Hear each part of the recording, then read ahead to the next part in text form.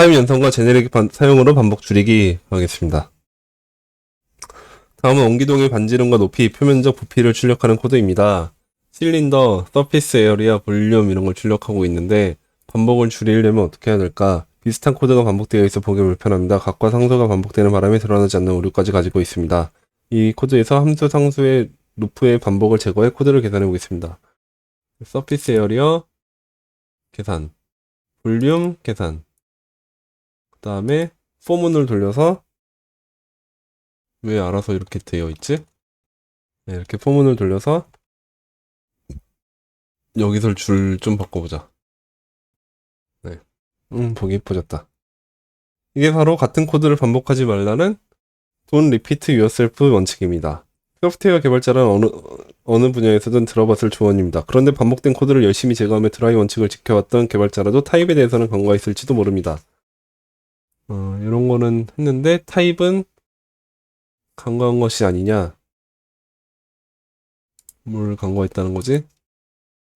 인터페이스 person, 그 다음에 인터페이스 person with birth date. 타입 중복은 코드 중복만큼 많은 문제를 일으킵니다. 예를 들어 선택적 필드인 미들 네임을 person에 추가한다고 가정해 봅시다. 여기다가 미들 네임을 추가를 하면 그럼 person과 person with birth date는 다른 타입이 됩니다. 타입 구조적 타입에 의해서도 얘네 둘은 전혀 다른 타입이 된다 얘기인 것 같아요. 타입에서 중복이 더 흔한 이유 중 하나는 공유된 패턴을 제거하는 메커니즘이 기존 코드에서 하던 것과 비교적 덜 익숙하기 때문이다. 헬퍼 함수 중복 제거와 동일한 활동이 타입 시스템에서는 어떤 것에 해당할지 상당히 잘 되지 않습니다. 그러나 타입 간에 매핑하는 방법을 익히면 타입 정의에서도 드라이의 장점을 적용할 수 있습니다. 반복을 줄이는 가장 간단한 방법은 타입에 이름을 붙이는 것입니다. 예를 들어 다음 예제의 거리 계산 함수에는 타입이 반복적으로 등장합니다. 디스턴스, 네, A 타입, B 타입 똑같죠? 요거 빼내면 되겠네. 요거를 포인트 2D로 빼낸다. 인터페이스로 포인트 2D.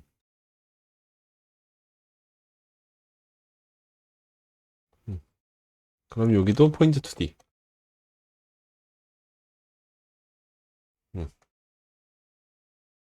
이 코드는 상수를 사용해서 반복을 줄이는 기법을 동일하게 타입 시스템에 적용한 것입니다. 중복된 타입 찾기가 항상 쉬운 일은 아닙니다. 중복된 타입은 종종 문법에 의해서 가려지기도 합니다. 예를 들어 몇몇 함수가 같은 타입 시그니처를 공유하고 있다고 해보겠습니다. 같은 타입 시그니처 URL 스트링 옵션즈 프로미스 리스폰스 이것도 그냥 요건데 타입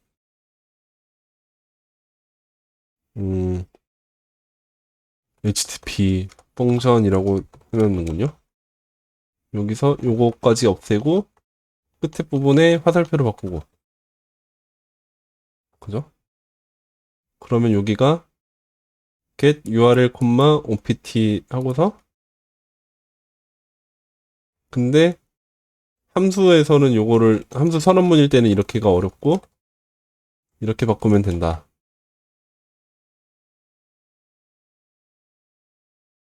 그 얘기인 거죠. 그러면 요거 똑같이 포스트도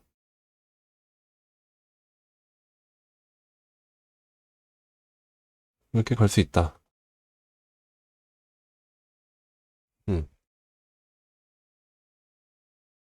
거기엔 77페이지 맨 앞에까지 왔어요. 명령된 타입과 관련해서는 12에서 자르고 person with birth date 예제에서는 한 인터페이스가 다른 인터페이스를 확장하게 해서 반복을 제거할 수 있습니다. 아까 봤던 게 그거죠. 요거 미들네임 넣는 게 아니라 요 first last를 지우고 익스텐드 하면 되지 뭐. 그럼 여기에 미들네임이 들어와도 같이 들어가겠지. 코지 뭐. 이게 추가적인 필드만 작성하면 됩니다. 만약 두 인터페이스가 필드의 부분 집합을 공유한다면 공통 필드만 골라서 기반 클래스로 분리해낼 수 있습니다. 코드 중복의 경우와 비교하면 3.141593과 6.283185 대신에 파이와 2파이로 작성하는 것과 비슷한 이치입니다. 이미 존재하는 타입을 확정하는 경우에 일반적이지는 않지만 인터섹션 연산자를 쓸 수도 있습니다.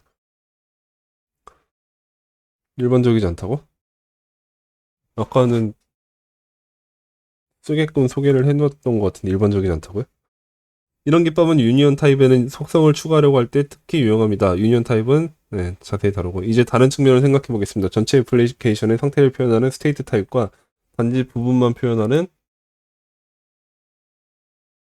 어디를 봐야 돼? 어디를 봐야 돼? 여긴가요? 단지 부분만 표현하는 탑 내부 스테이트가 있는 경우를 살펴보겠습니다. 스테이트, 유저 아이디, 페이지 타이틀, 리센트 파일즈 여기까지 뽑아내면 되겠는데? 응. 근데 탑 내부 스테이트를 확장하여 스테이트를 구성하기보다 스테이트의 부분 집합으로 탑 내부 스테이트를 정의하는 것이 바람직해 보입니다. 아, 여기는 요거밖에 없으니까 얘는 여기까지 있고 스테이트의 부분 집합으로 탑 내부 스테이트를 정의하는 것이 바람직해 보인다. 이 방법이 전체 앱의 상태를 하나의 인터페이스로 유지할 수 있게 해줍니다.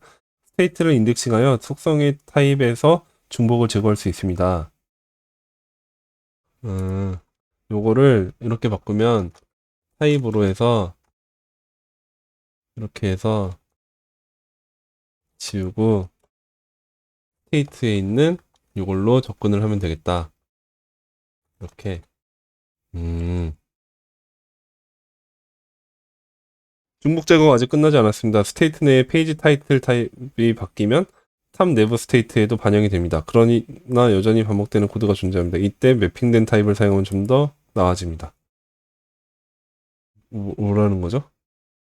페이지 타이틀이 타입이 바뀌면 넘버가 되면 얘도 바뀐다.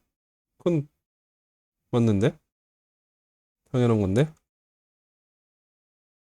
그러나 여전히 반복되는 코드가 존재한다고?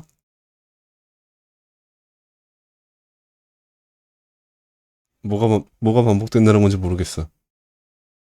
아, 네, 요 세 개를 하는 것도 그렇다라는 거죠. 네, 요거 세 개를 하는 것도 싫다. 그리고 앞뒤가 지금 똑같은 거를 지금 하고 있는 것도 싫다. 그러니까 이것도 다 줄여서 없애고 이렇게 해보자. k인 유저 아이디나 유니언으로 페이지 타이틀이나 리센트 파일즈로 해서 스테이트의 k로 가자. 어. 네, 이러면 여기서도 똑같다. 유저 아이디, 페이지 스트링, 리센트 파일즈. 얘를 넘버로 바꿔도 같이 넘버로 바뀌고. 어. 맵핑된 타입은 배열의 필드를 루프 도는 것과 같은 방식입니다. 이 패턴은 표준 라이브러리에서도 일반적으로 찾을 수 있으며 픽이라고 합니다. 음. 픽 라이브러리가 있나 보죠? 아, 그냥 픽을 여기서 쓸 수 있나?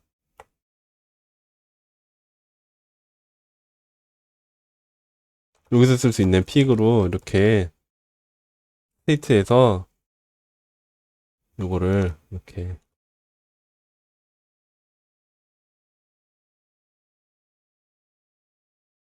요거네.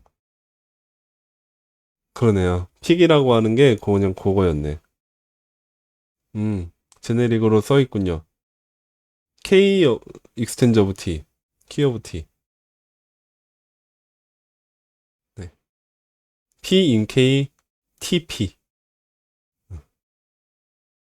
지금 그러면 우리가 지금 키오브로 해서 이 T의 유니온을 넣었으니까 그 중에 하나인 키가 K가 되는 거죠.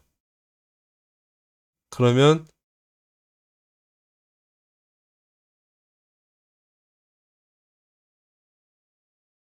스테이트에서 그 P는 아까 봤던 유니온, 키로 잡힌 그 유니온들 중에서 하나가 P고 그 P에 대해서 T에 있는 객체의 접근. 은주님, 이넘으로 하면 되겠죠. 네. 그렇겠죠. 이넘, 얘네가 처음부터 인터페이스가 이넘으로 되어 있다면 그렇게 하면 되겠죠. 뭐 또 되더라.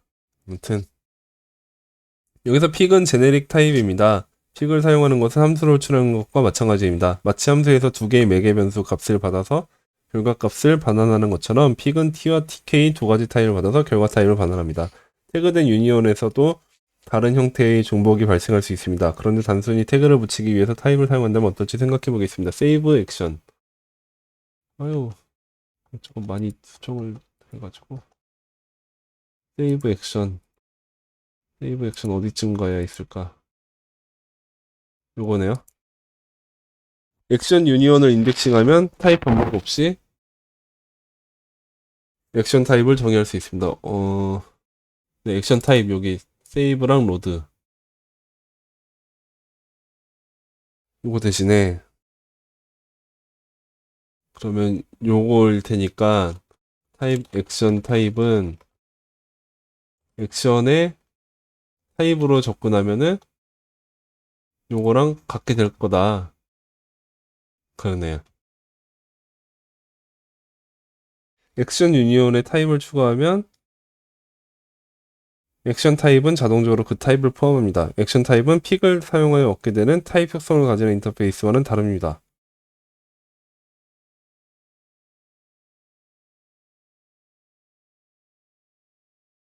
트리 쉐이킹이 안 돼서 유니온으로 더 많이 씁니다. 음,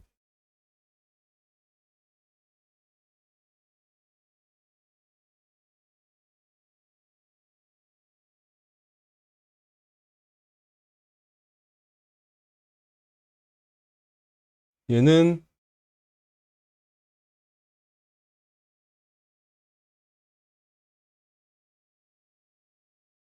얘는 요거고 얘는 요거에 타입이 한 번 더 막 묶여 있고 액션에서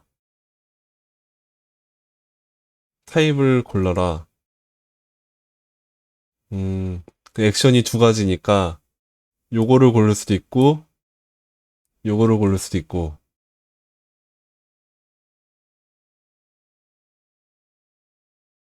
근데 음, 아까랑 조금 느낌이 좀 다른데요? 어디였죠? 여긴데?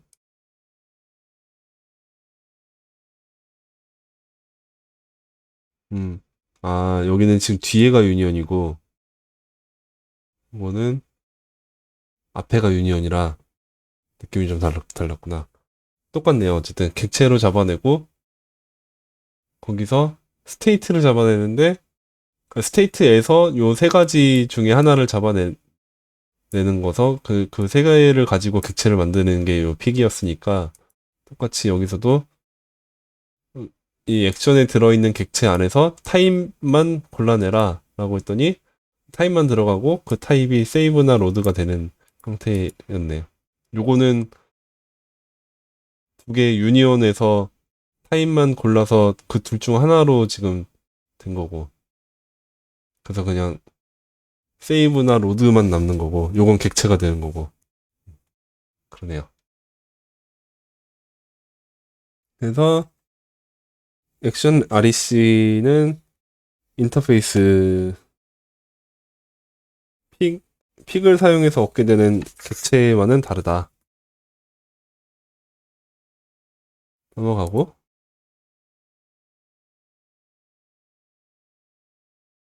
어디까지 한편 생성하고 난 다음에 업데이트가 되는 클래스를 정의한다면 업데이트 메서드 매개 변수의 타입은 생성자와 동일한 매개 변수이면서 타입 대부분이 선택적 필드가 됩니다. 생성하고 난 다음에 업데이트가 되는 클래스를 정의한다면 옵션즈 업데이트 뭐가 바뀔지 모르니까 다 물음표. 그러면 생성자와 동일하면서 선택적으로 바꾸게끔 하는 내용인데 요거를 간략하게 좀 해보자. 이거를 i를 붙여놓고 똑같이 해서 만들어보자. 다시. 타입 옵션즈 업데이트는 k in key of options 해놓고 물음표 해서 하면 되겠네. 요거 그거 같은데요? k 맞나? 맞네. 네. 옵션즈에 있는 키들에서 하나를 골라서 아무거나 다 선택적으로 가는데 대신에 여기가 물음표가 오게 하면 되는 거죠. 여기 없으면 이거랑 이거랑 완전히 동일할 거고 물음표가 있으면 그냥 요거가 되는 거고 다 선택적이니까 그러면 요게 필요가 없죠. 키오브는 타입을 받아서 속성 타입의 유니온을 반환합니다. 키오브를 소개를 하면서 지금 키오브 옵션즈 이 부분이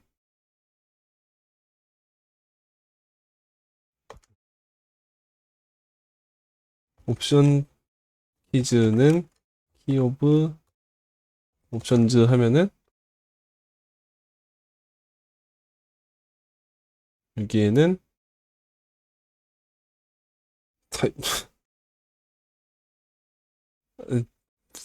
뭐 좀 나와야지 되는데 밑에 안 나오네. 타입이 밑으로 가보면 있겠죠. 네, 타입이 위스 화이트 컬러 레이블 이게 나와야 되는데 여기는 그렇겠죠. 매핑된 타입은 순회하며 옵션즈 내 K 값에 해당하는 속성이 있는지 찾습니다. 물음표는 각 속성을 선택적으로 만듭니다. 이 패턴 역시 아주 일반적이며 표준 라이브러리에 파셜이라는 이름으로 포함되어 있습니다. 아, 파셜이라는 걸로 할 수가 있군요. 어디야, 여기? 아, 여기 파셜을 줘서 똑같네. 똑같네. 그죠? 그냥 타입을 아까 여기서 이렇게 안 하고 처음부터 파셜 그냥 옵션즈 하면 되는 거구나. 그러네요. 네. 값의 형태에 해당하는 타입을 정의하고 싶을 때도 있습니다. 어디쯤 가면 될까? 여기 있네요. init options. 값에 해당하는 타입을 적용하고 싶을 때도 있습니다. 이런 경우 타입 오브를 사용하면 됩니다. 요거가 인터페이스 쓰지 말고 그냥 타입 옵션은 타입 오브 아까 전에 그 타입 오브 배치 있었잖아요. 그거도 요런 개념으로 쓴 것 같아요. 타입을 딱 잡아주네.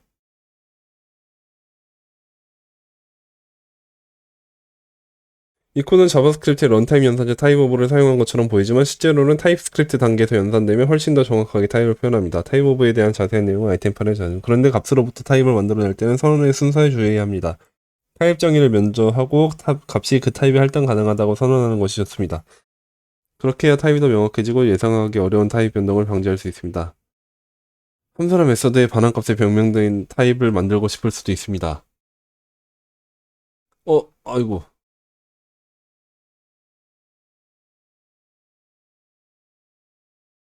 어, 꺼버렸어. 아이고. 일 꺼버렸어요, 제가.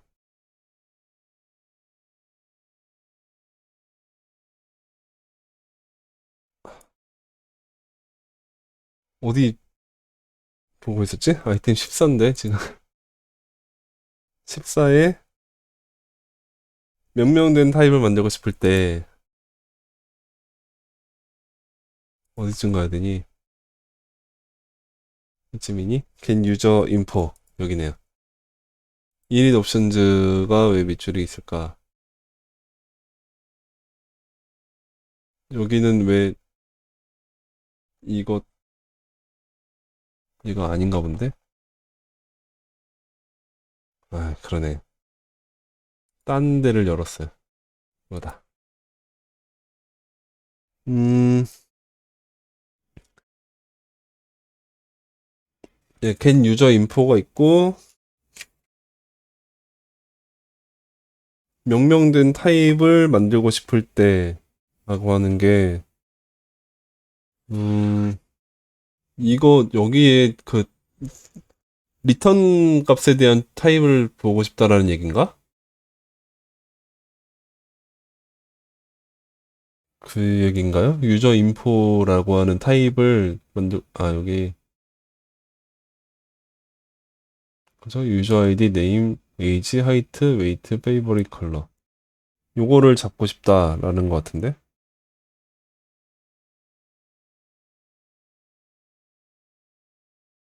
그 얘기인 것 같죠? 요거에 리턴된 값에 대한 타입을 잡고 싶을 때, 그럴 때는 타입 유저 인포라는 거는 리턴 타입, 타입 오브 유저 인포. 이렇게 하면은 된다. 오,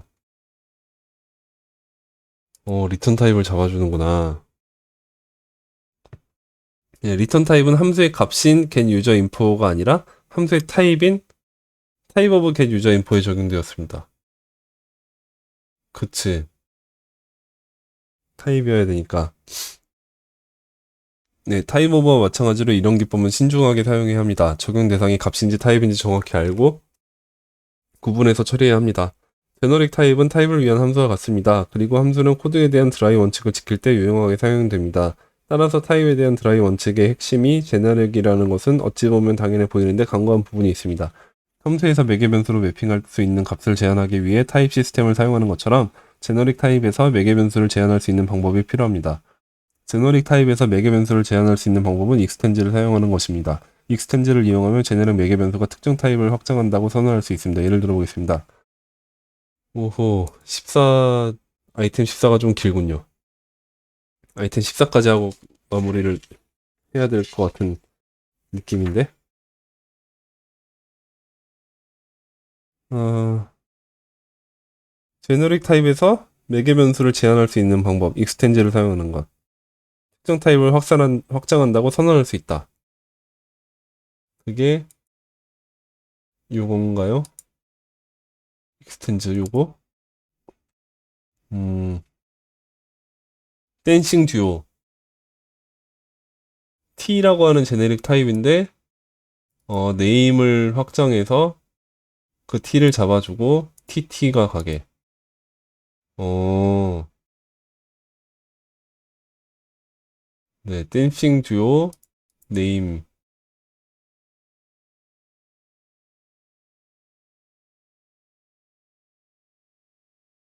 네. 커플 2는 댄싱 듀오, 퍼스트만. 네임 제약 조건을 만족하지 않았다. 라스트가 미싱이다. 그러면 넣어주면 여긴 통과. 여기가 불통과. 음,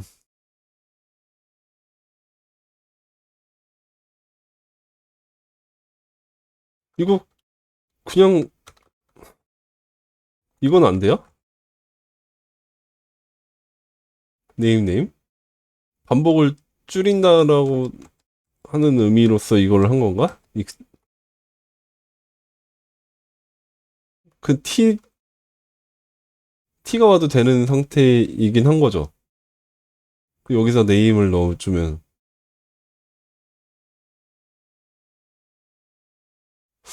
아닌가?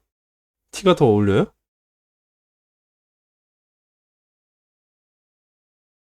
어? 아, 이러면 지금 여긴 에러를 잡는데, 이렇게 하면 에러를 못 잡는구나. 네. 넘어가서 83페이지 위에 현재의 타입스크립트에서는 서론부에 항상 제네릭 매개 변수를 작성하도록 되어 있습니다. 댄싱 듀오 네임 대신 댄싱 듀오를 쓰면 동작하지 않습니다.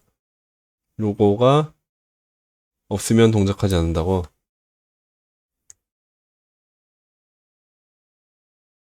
제네릭 형식의 1형식의 인수가 필요하다. 네, 넣어줄게요. 타입스크립트가 제네릭 매개 변수의 타입을 추론하게 하기 위해 함수를 작성할 때는 신중하게 타입을 고려해야 합니다. 네, 앞에 나온 똑같은 지금 예제이기 때문에 넘어가고, 앞에 나온 픽의 정의는 익스텐즈를 사용해서 완성할 수 있습니다. 타입 체커를 통해 기존 예제를 실행해보면 오류가 발생합니다. 타입 체커를 통해 기존 예제를 실행해보면 오류가 발생합니다.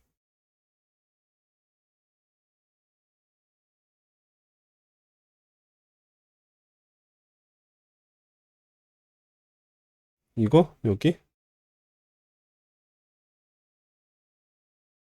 이걸로?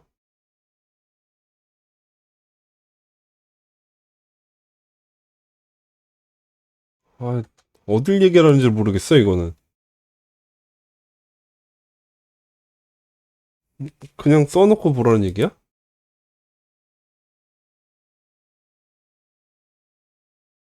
타입 픽, EK 이거 써서 해보라는 얘기야?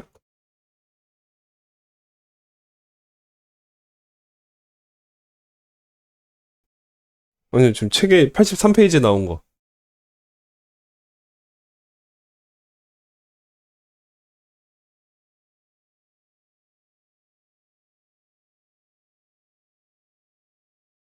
요거네요? 지금 요 써보라는 얘기는 근데 타입, 네. K 형식은 스트링 넘버 심볼 형식에 할당할 수 없습니다. 라고 나온 거네요. K는 인덱스로 사용할 수 있는 스트링 넘버 심볼이 되어야 하며 실제로는 범위를 조금 더 좁힐 수 있습니다. K는 실제로 T의 키 부분의 집합, 키의 부분 집합, 즉 키 오브 T가 되어야 합니다. K 여기서 키 오브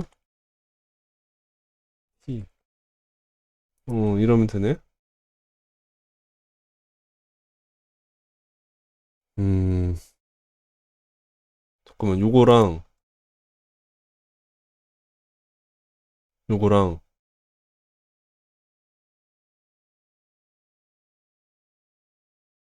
이거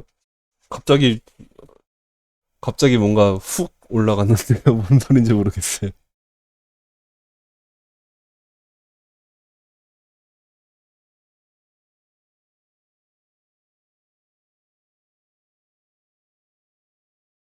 네, T랑 K의 연관성을 주기 위해서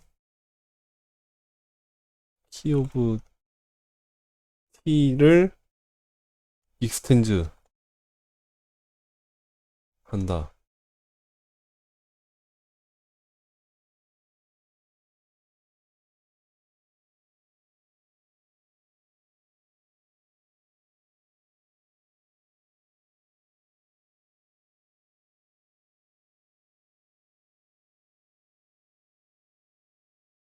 네, 다시 여기서 앞에 요거는 K랑 T 사이에 연관성이 없기 때문에 범위가 넓어진다. 그래서 범위를 제한하기 위해서 K를 T의 관련성을 좀 지어주기 위해서 키오브를 줬어. 그거를 확장 익스텐즈 익스텐즈?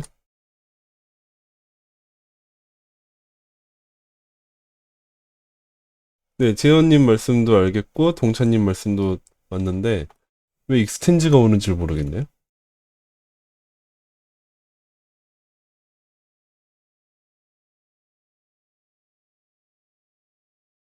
익스텐즈가 확장이 아니라 부분 집합이라는 걸 이해하는 데 도움이 될 거다라고 말씀하시는데 책에서는 네, 타입이 값의 집합이라는 관점에서 생각하면 익스텐즈를 확장이 아니라 부분 집합이라는 걸 이해하는 데 도움이 될 겁니다. 제너릭으로 안 쓸 거면 K가 필요 없다? 요케이요? 그럼 요렇게만 써도 된다? 아 모르겠다. 제가 머리가 딸리네요. 지금 점점 끝내야 될 때가 온 것 같아요. 일단 됐다라고 하고 집합의 공면 방법. 아이고 아이고 어려워. 안 그래도 지금 멘붕인데. 네 뇌에게 휴식을 줘야겠습니다. 저는 오늘은 그냥 넘어가 볼게요. 복습을 하면서 다시 공부를 해보는 걸로. 점점 더 추상적인 타입을 다루고 있지만 원래 목표를 잊으면 안 됩니다, 여러분. 원래 목표를 잊지 맙시다. 목표가 뭐였죠? 지금 뭐하고 있는 타입 연산과 제네릭 사용으로 반복 줄이기 이겁니다. 네. 이번 경우의 목표는 바로 픽에 잘못된 키를 넣으면 오류가 발생해야 한다는 것입니다. 그게 중요한 겁니다, 여러분. 여기에 K냐 T냐 이런 게 아니라 네, 잘못된 값이 오면 에러를 잡아내야 된다. 그래서 퍼스트는 올 수 있는데 미들은 안 돼. 값 공간에서와 마찬가지로 반복적인 코드는 타입 공간에서도 좋지 않습니다. 타입 공간에서 반복을 줄이려는 작업들은 프로그램 로직에서 하던 작업만큼 익숙하지 않겠지만 배울 만한 가치가 있습니다. 반복하지 않도록 주의해야 합니다. 제너릭을 잘 알고 쓰자. 제너릭을 계속 공부를 해봐야겠다. 요건 것 같고요. 15장도 하면 좋겠지만 2장을 이렇게 못 끝내고 다음 시간에 2장을 어떻게든 끝내야겠어요. 오늘은 이것으로 마무리하시죠. 네, 다음에 하시죠. 15, 16, 17, 18 하면은 2장은 딱 끝나고 그럼 다음 시간에는 3장도 또 나갈 수도 있겠죠? 네. 저는 요 막판에 완전 멘붕이어가지고 요거 이따가 다시 봐야겠어요.